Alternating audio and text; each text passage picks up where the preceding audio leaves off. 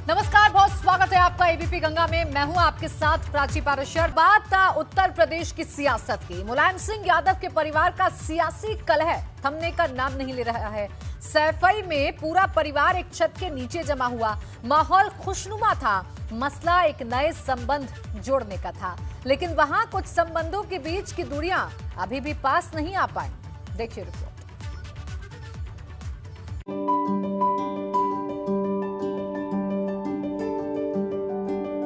सैफई का नाम जहन में आते ही सपा संरक्षक मुलायम सिंह यादव और उनके कुनबे की सियासत आंखों के सामने तैरने लगती है। वैसे कुछ सालों से मुलायम एंड फैमिली के पारिवारिक कलह का द एंड होता ही नहीं। कभी पिता मुलायम और बेटे अखिलेश का झगड़ा, तो कभी चाचा शिवपाल और भतीजे अखिलेश के बीच की सियासी अदावत, और इस सब के बीच चाचा रामगोपाल और भतीजे अखिलेश के बीच की जुगलबंदी। इस परिवार के सियासी झगड़े की जड़ जैसे बहुत गहरी है, और इस कलह की काली छाया आज एक बार फिर दुनिया के सामने आई।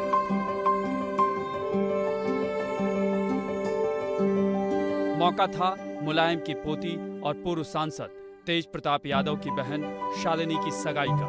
पूरा परिवार सैफई में नेताजी की कोठी के नीचे जुटा तो जरूर, लेकिन एकजुटता नहीं दिखी। अखिलेश यादव ने चाचा शिवपाल के पैर तो छुए, लेकिन दोनों एक दूसरे का दिल नहीं छू पाए। दोनों ने नजरें बचाते हुए अपनी अपनी औपचारिकता पूरी।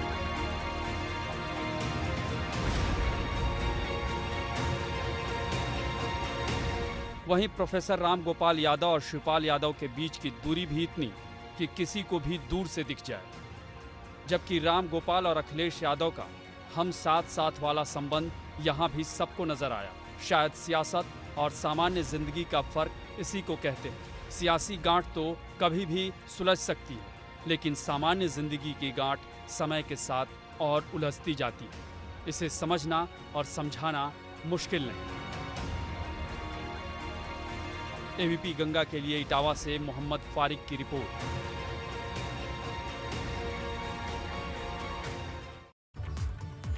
ऑपरेशन माफिया अभियान के तहत संगम नगरी प्रयागराज में आज एक और बड़ी कार्रवाई को अंजाम दिया गया है।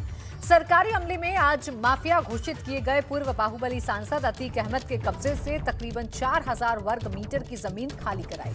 ये जमीन नजूल यानी सरकारी थी। अतीक अहमद ने जमीन पर अपने घोड़ों के लिए अस्थायी तौर पर अस्तबल बनवा रखा था। इसके साथ ही अतीक के दूसरे पालतू जानवर भी यहाँ बांधे जाते थे। इस जमीन पर बरसों से अतीक अहमद और उसके परिवार का कब्जा था। ये जमीन शहर के चकिया इलाके में अतीक अहमद के दफ्तर के ठीक सामने। सरकारी अमले ने अस्तबल को बुलडोजर से गिराया और जमीन पर अपना कब्जा ले लिया। जमीन पर कब्जा लेने के बाद वहां एक बोर्ड भी लगा दिया गया है। तकरीबन 4000 स्क्वायर मीटर की इस जगह पर बरसों से अतीक अहमद का कब्जा था। अतीक के परिवार को ये जमीन पहले लीज पर दी गई थी, लेकिन इसकी मियाद खत्म होने के बाद भी बाहुबली के परिवार ने इस पर कब्जा जमा रखा था। विकास प्राधिकरण के अफसरों के मुताबिक ये जगह चुनाव आयोग को ईवीएम और वीवीपैट मशीन को रखने की खातिर गोदाम बनाने के लिए दी जाएगी।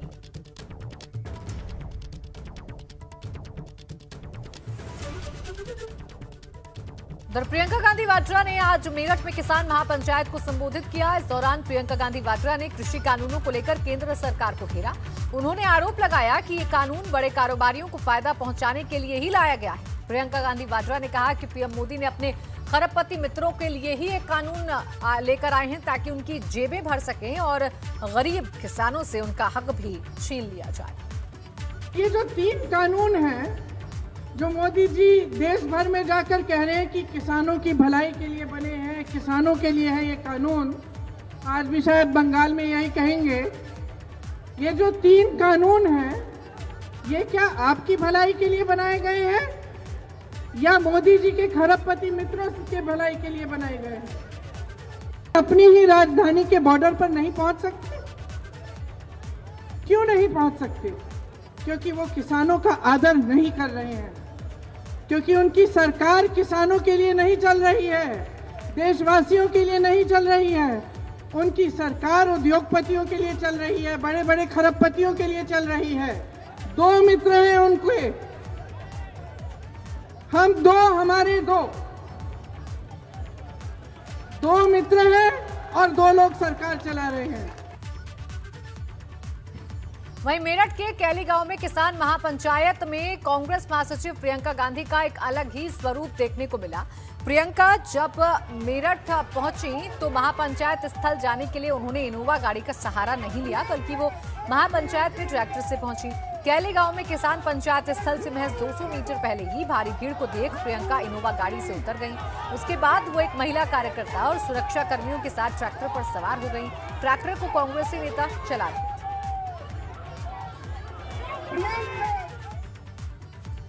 उधर बिजनौर में वन विभाग को बड़ी कामयाबी मिली है। उसने आदमखोर गुलदार को पकड़ लिया। तस्वीरों में हम आपको दिखाते हैं कि कैसे गुलदार एक पिंजरे में कैद है। ये तस्वीरें आपके सामने हैं। गुलदार पकड़े जाने से ग्रामीणों और वन विभाग की टीम ने राहत की सांस ली है। तो वहीं जो अगली तस्वीर है वो सुबह खेत पर काम कर रहे एक बच्चे पर गुलदार ने हमला किया उसकी है। 2 तस्वीरें आपके सामने हैं जिसमें एक बच्चे की मौत हो गई थी। ये मामला थाना अफजलगढ़ के अलियारपुर इलाके का है।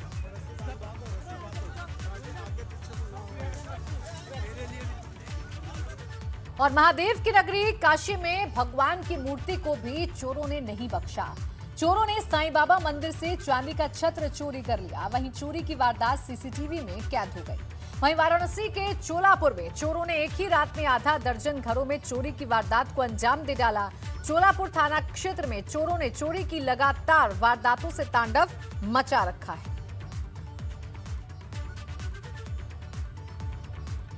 और रुड़की से अगली खबर, जहां पैदल जा रही महिला से लूट का मामला सामने आया है। बाइक सवार बदमाशों ने लूट की वारदात को अंजाम दिया है। सीसीटीवी में ये वारदात कैद हो गई, जिसकी तस्वीरें आप देख रहे हैं कि कैसे बाइक सवार लुटेरों ने, बाइक सवार बदमाशों ने इस वारदात को अंजाम दिया है।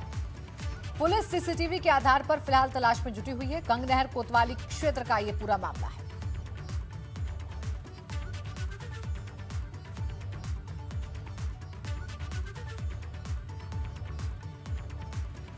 हमीरपुर में 2 सांडों की लड़ाई का वीडियो वायरल हो रहा है। तो सांड सड़क पर बस स्टैंड को ही अखाड़ा बनाकर एक दूसरे के साथ दंगल कर रहे हैं। इस दौरान उनकी लड़ाई इतनी भीषण हो गई कि दुकानदार पानी की बौछार कर रहे हैं और पुलिस वाले सीटी बजा रहे हैं। जब ये मल्लयुद्ध हो रहा था तो ट्रैफिक मानो ठहर गया। ये मामला हमीरपुर सदर बस स्टैंड का है।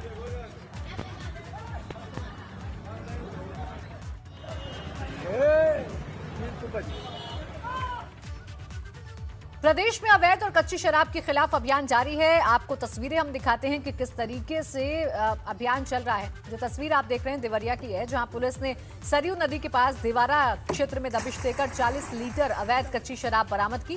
साथ ही 24 क्विंटल लहन और 2 शराब की भट्टियों को नष्ट किया। वहीं जो दूसरी तस्वीर आप देख रहे हैं यह अमेठी की है, जहां आबकारी विभाग ने संग्रामपुर थाना क्षेत्र में छापेमारी कर 48 लीटर अवैध कच्ची शराब बरामद की। साथ ही 6 क्विंटल लहन नष्ट किया।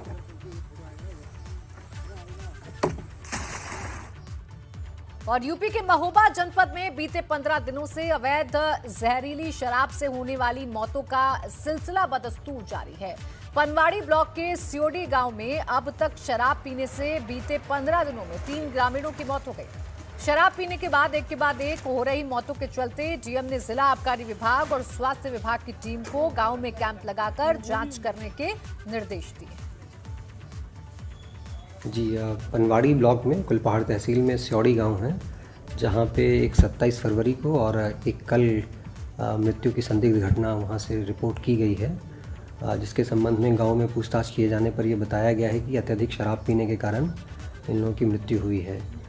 इसके लिए जो हमारी आबकारी विभाग है और पुलिस की संयुक्त टीम गठित करके उस गांव के और अगल बगल के क्षेत्र में लगातार दबिश दी जा रही है। तो इस पूरे मामले की जो है गहन छानबीन की जा रही है और जहां कहीं पे भी इलीगल कोई किसी भी तरह का ट्रेड शराब की हो रहा है उस पर सख्त कार्रवाई करते हुए संबंधित लोगों को जेल भेज जाने की कार्रवाई की जाएगी।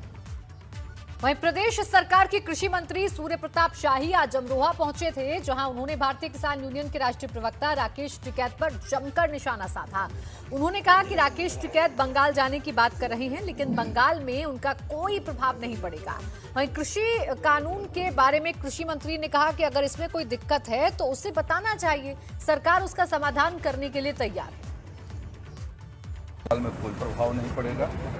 जहाँ तक सवाल है, भारत सरकार ने बार बार इस बात को दोहराया है, कल भी इस बात को कहा है कि यदि कानून में कोई दिक्कतें हैं या कठिनाइयाँ हैं तो आकर के उनको सुझाव देना चाहिए और हम उसके समाधान करने के लिए तैयार हैं। मैं नहीं समझता कि इतना कहने के बाद किसी आंदोलन का कोई औचित्य रह जाता है, और इसलिए उनको इसके बारे में पुनर्विचार करना चाहिए।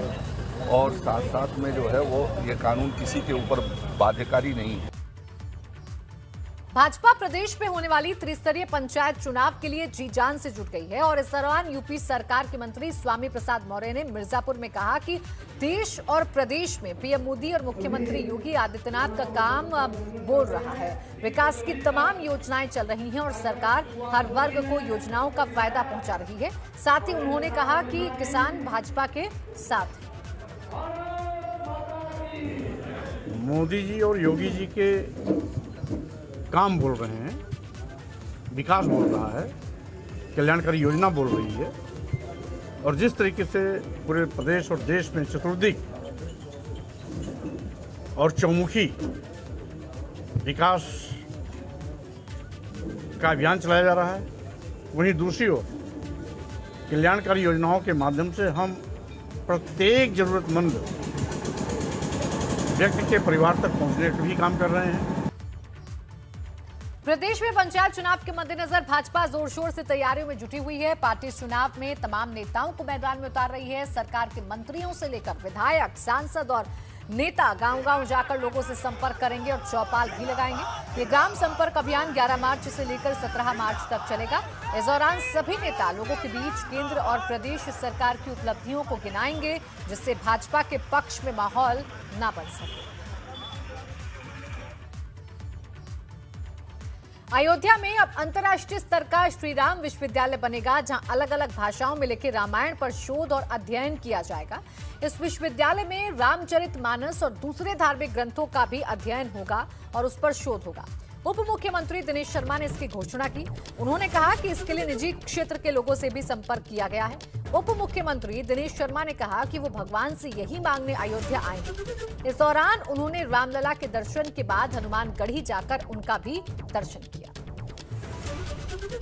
शिक्षा मंत्री के नाते मैं तो भगवान से यही प्रार्थना करने आया हूँ कि भगवान यहाँ जल्दी श्री राम विश्वविद्यालय की स्थापना भी हो। निजी क्षेत्र में हमने कई लोगों को आमंत्रण किया है कि एक बड़ा सा जो श्री राम के साहित्य पर, रामायण पर, रामचरितमानस पर, अन्य धर्म ग्रंथों पर कितनी शब्दों में, कितनी भाषाओं में जो रामायण लिखी गई हैं, उनमें शोध का अध्ययन केंद्र बन जाए। सपा के पूर्व विधायक बृजलाल सोनकर पर एफआईआर दर्ज हो गई है। मारपीट के मामले में सिंधारी थाने में सपा के पूर्व विधायक और उनके साथियों पर केस दर्ज कराया गया था। बृजलाल सोनकर आजमगढ़ की मेहनगर सीट से सपा के विधायक रहे हैं। नरौली मोहल्ले के रहने वाले संजय गुप्ता ने यह मुकदमा दर्ज कराया था।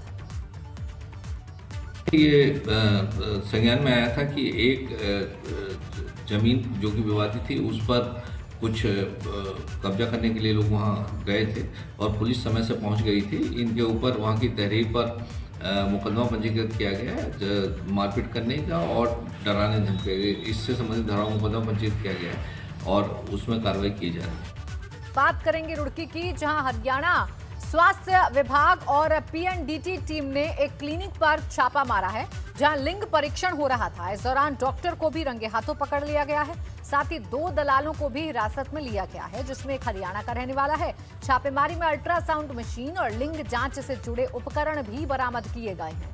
ये छापेमारी गंगानहर कोतवाली क्षेत्र के इलाके में की गई है। दरअसल हरियाणा स्वास्थ्य विभाग की टीम को काफी समय से इसकी शिकायत मिल रही थी। डॉक्टर एंड्री अरोड़ा पहले भी इस मामले में पकड़े जा चुके हैं। मामले की जांच की जा रही है कि और इसके आसपास एरिया में लिंग जांच की जा रही है। तो उसी कड़ी में हमने एक शैडो पेशेंट तैयार करके एक गर्भवती महिला को हमने ट्रैक किया और एक हरियाणा का दलाल था, एक यहाँ रुड़की से ही लोकल था, एक डॉक्टर एनडी अरोड़ा हैं जो heart and kidney care centre चलाते हैं। उनके यहाँ पे हमने छापा मारा तो वहाँ से 35,000 रुपये भी रिकवर हुए और उन्होंने सेक्स डिटेक्शन करते हुए हमने रंगे हाथ पकड़ा है। आगे हमारे साथ जो पुलिस टीम आई वो नियमानुसार कार्रवाई कर रही है। हमने पुलिस को हैंडओवर कर दिया मामले। 11 मार्च को महाशिवरात्रि के मौके पर संतों सन्यासी अखाड़े शाही स्नान करेंगे, जिसे लेकर शासन और मेला प्रशासन की ओर से तमाम तरह की तैयारी की जा रही है। सन्यासी अखाड़े अपनी परंपरा के अनुसार 1 अप्रैल से पहले के सभी शाही स्नान करेंगे। उत्तराखंड के शहरी विकास मंत्री मदन कौशिक ने आज निरंजनी अखाड़ा पहुंचकर अखिल भारतीय अखाड़ा परिषद के अध्यक्ष महंत नरेंद्र गिरी से मुलाकात की और सन्यासी अखाड़ों की ओर से किए जाने वाले महाशिवरात्रि के शाही स्नान पर चर्चा की। 11 तारीख को जो शाही स्नान है उसकी सारी तैयारियां पूरी हो गई हैं। सभी अखाड़े हैं अपनी तैयारी में लगे हुए हैं। प्रशासन की तैयारी पूरी हो गई है और अखाड़ों के समय पब्लिक को स्नान करने की अनुमति नहीं होती। उसके बाद और पहले पब्लिक स्नान कर सकती है। और इसी के साथ फिलहाल इस बुलेटिन में बस इतना ही। आप देखते रहिए एबीपी गंगा।